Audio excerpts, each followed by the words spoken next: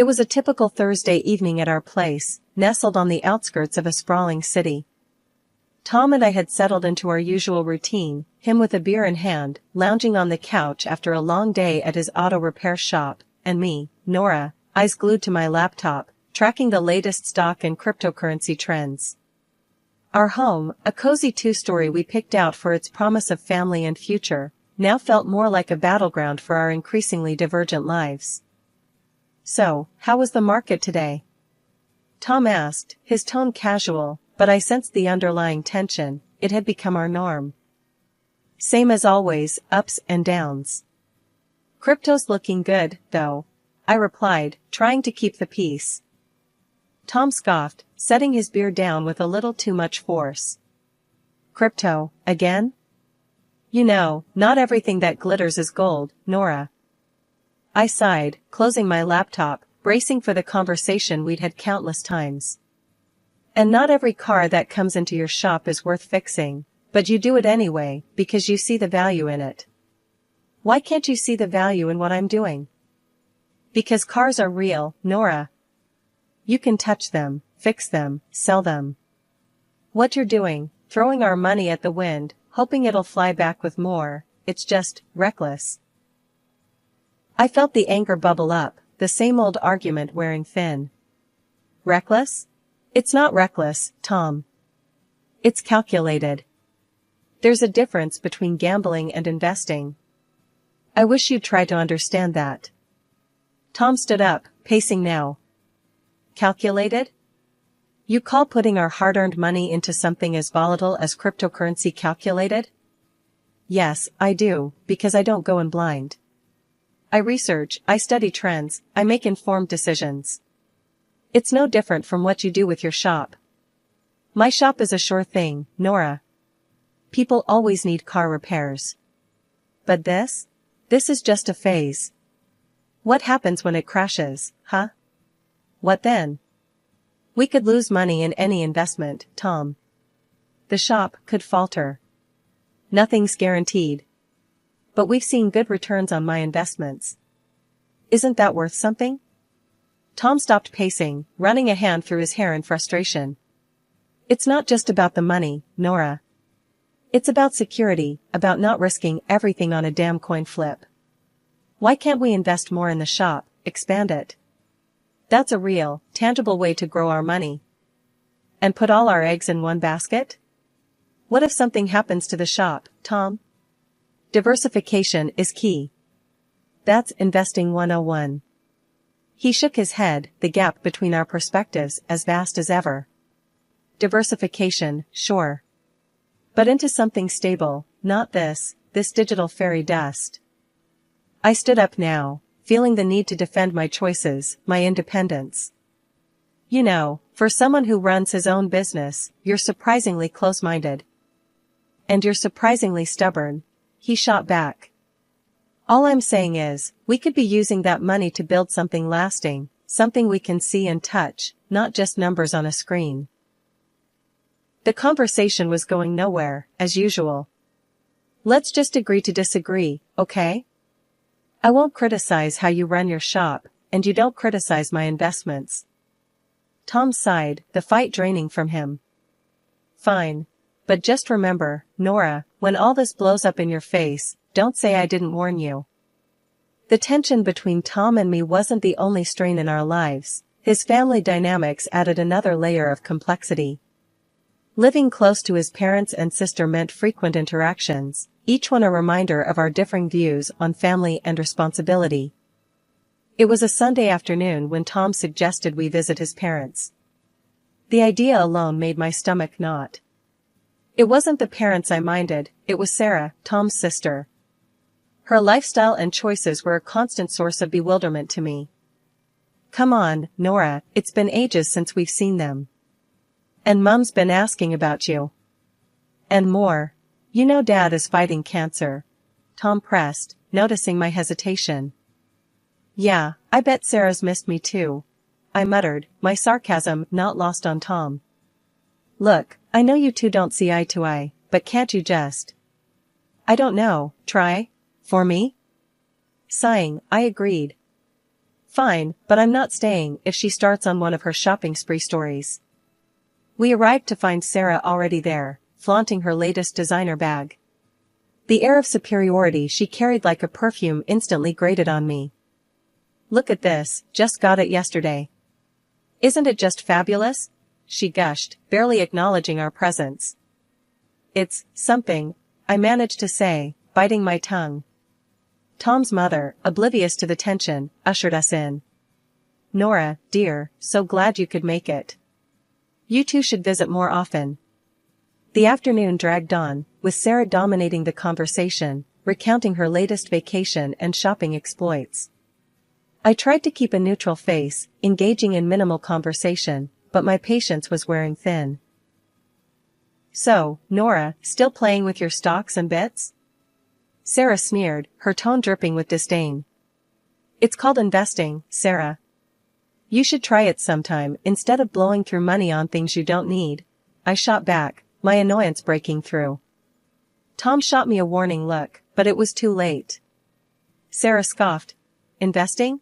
Please, like gambling on the internet is anything to brag about. At least when I spend my money, I have something to show for it. Something to show until it goes out of fashion next season, I retorted, unable to help myself. That's enough, both of you. Tom's father interjected, his tone stern.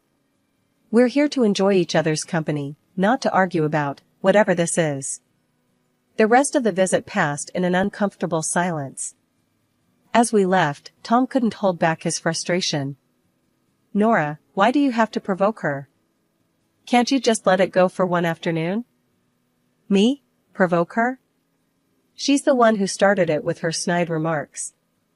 I'm just not going to sit there and take it, Tom. It's just, sometimes I wish you'd try a little harder, for the sake of peace.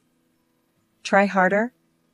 Tom, I'm not the one splurging on luxuries and then flaunting them in everyone's face.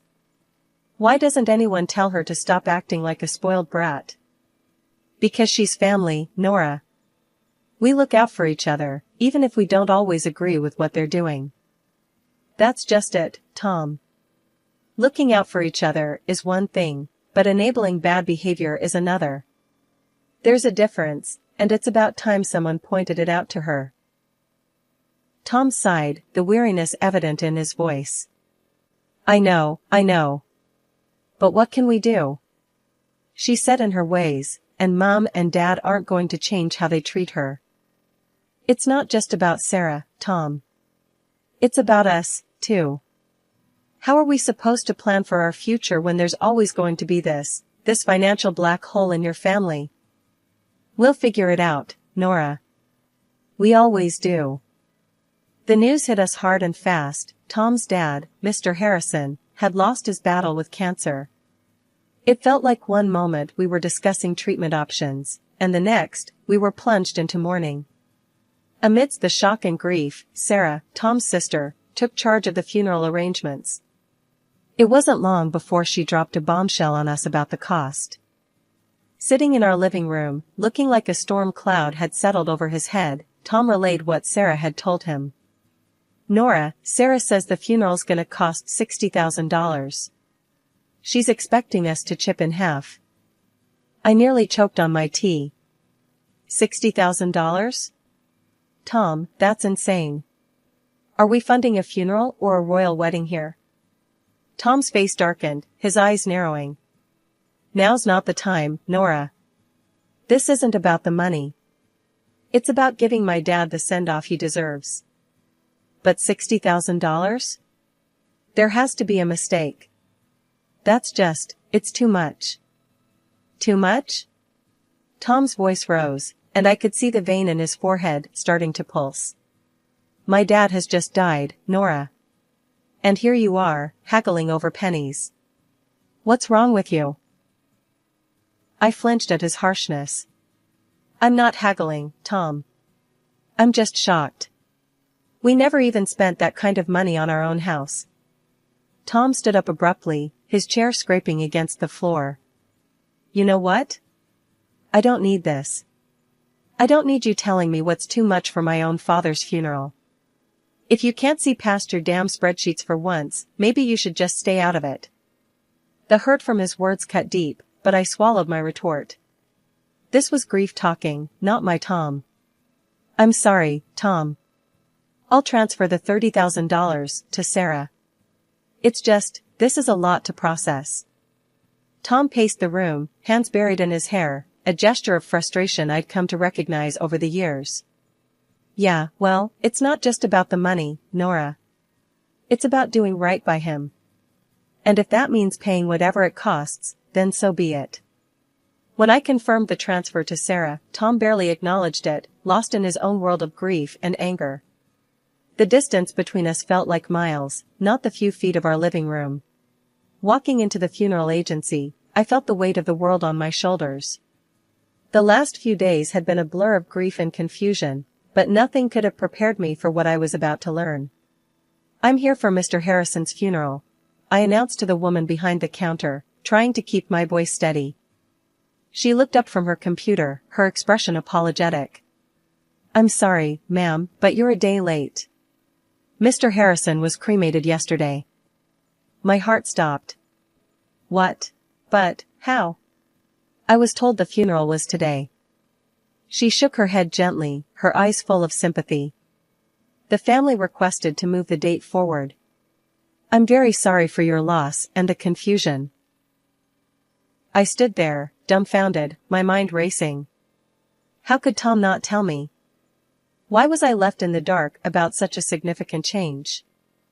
Fuming, I dialed Tom's number, my fingers shaking with anger and disbelief. Tom, why the hell didn't you tell me the funeral was moved? I just showed up like an idiot, only to find out I missed everything. Tom's voice was cold, detached. Because I didn't think you cared, Nora.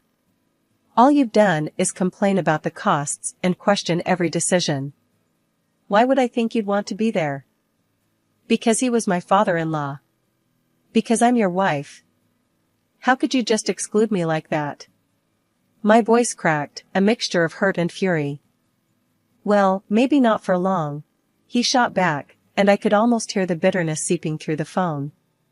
What's that supposed to mean? I demanded, my heart sinking. I'm done, Nora. I can't do this anymore. I can't be with someone who's so indifferent. You're more concerned with your bitcoins and shares than with this family. I've got the divorce papers ready. His words were like a slap in the face. Divorce? Was he serious? You're kidding, right? Over this? Tom, we can talk about it, we can work things out. No, Nora. It's too late. The house is going up for sale. We'll split everything and go our separate ways. That's it. I was speechless, the reality of the situation crashing down on me. This wasn't happening.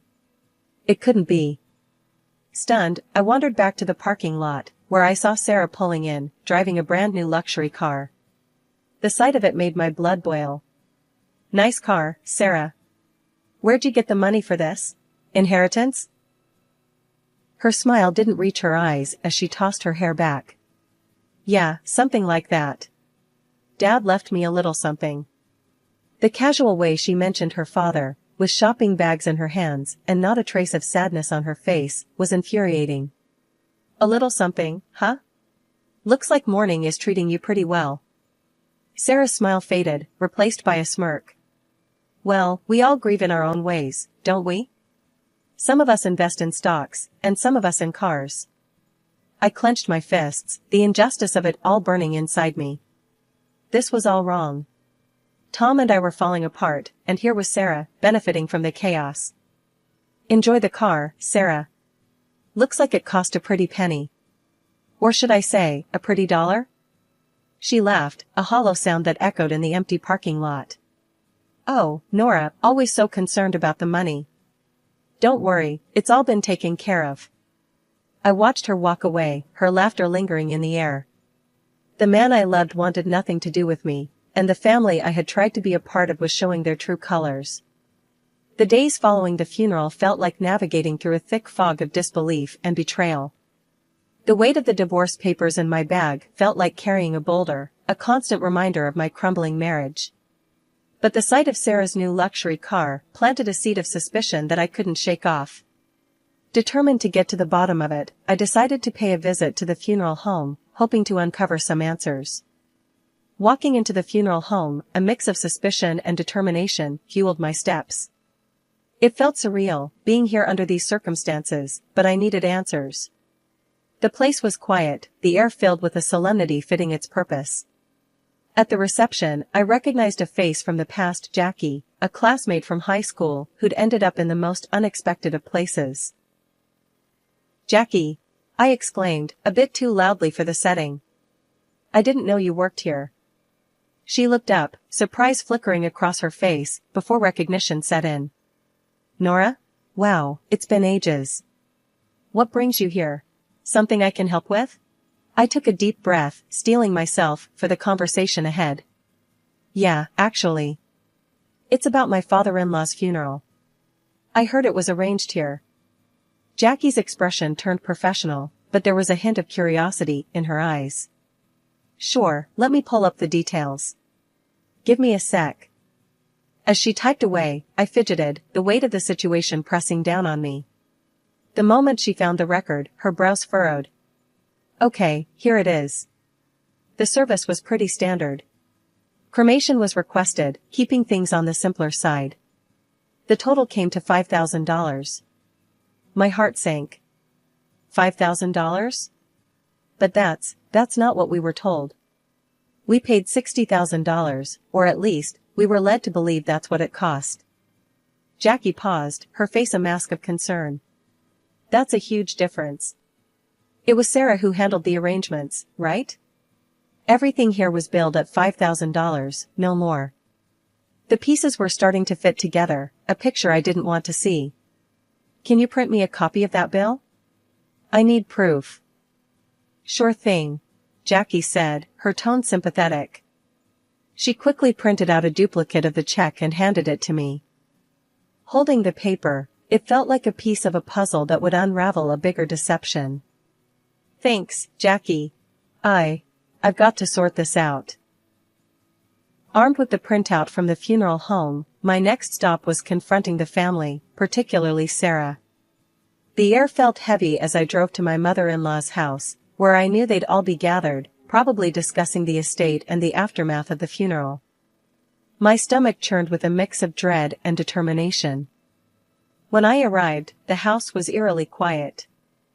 I hesitated at the door, gathering my courage before stepping inside. The sound of my footsteps seemed to echo through the hallway, announcing my arrival. In the living room, Tom, Sarah, and my mother-in-law were seated, looking like a picture of mourning that was about to be shattered. My mother-in-law, her eyes shadowed with grief, broke the silence first. "Dear, we missed you yesterday at the funeral. We thought you'd be there." Taking a deep breath, I replied, "I was told it was today." "I'm so sorry for your loss," my voice steady, despite the churn of emotions inside me. I then turned to Tom. "Can we talk? In private?" I hoped to spare his mother any more distress. Tom's response cut through the room. "No secrets here. You're not part of this family anymore, remember?" His words stung, but I pushed on, pulling out the check from the funeral home. "Then explain this to me. The funeral cost $5,000, not the $60,000, Sarah claimed. Where did the rest go?"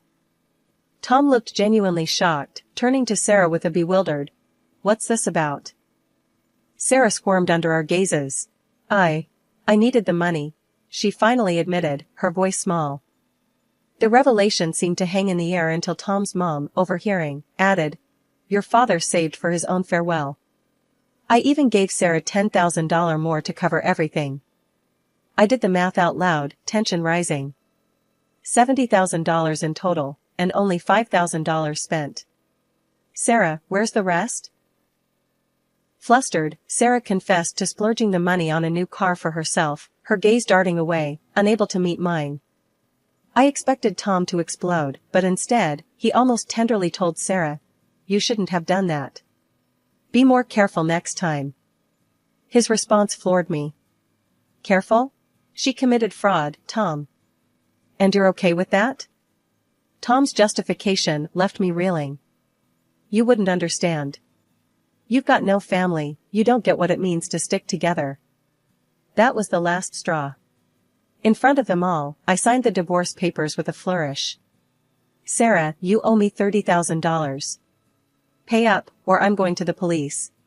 Tom's protests followed me out the door, but I didn't look back.